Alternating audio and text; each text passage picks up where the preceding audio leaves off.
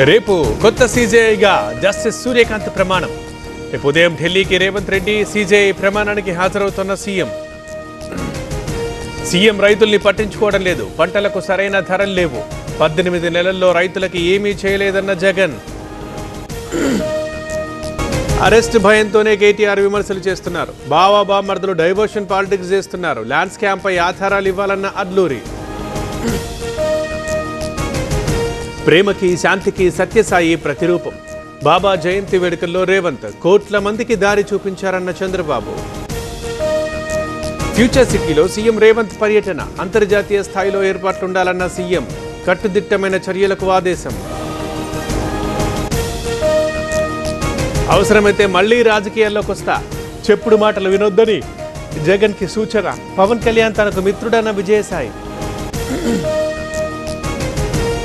Party ఫిరాయింపు నోటీసుపై దానం స్పందన.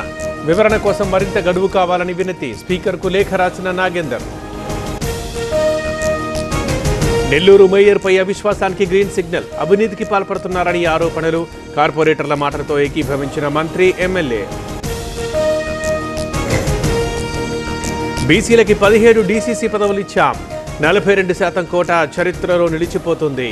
బీసీలంతా ఏకతాటిపైకి రావాలన్న మహేష్. బీసీ రిజర్వేషన్ల జీవో దగ్ధం. జీవోని రద్దు చేయాలన్న ఆర్ కృష్ణయ్య. తాడో పేడో తేల్చుకుంటామని హెచ్చరిక. బీసీలకి చట్టబద్ధంగా కోటా ఇవ్వాలి, ఉద్యమం చేపడతామన్న తలసాని. రేవంత్ మోసం చేశారని విమర్శలు. తెలంగాణ మంత్రులకి హ్యాకింగ్ బెడద. ఆధార్ అప్డేషన్ చేసుకోవాలంటూ మెసేజ్లు. ఏపీకే ఫైల్స్ ఓపెన్ చేయొద్దన్న నిపుణులు. ఎస్టీల నుంచి లంబాడాల్ని తొలగించాలి, మార్వాడీల తరహాలో తరిమి కొట్టాలి. ఆఫ్ఘనిస్తాన్ నుంచి వచ్చారన్న ఆదివాసీ నేత.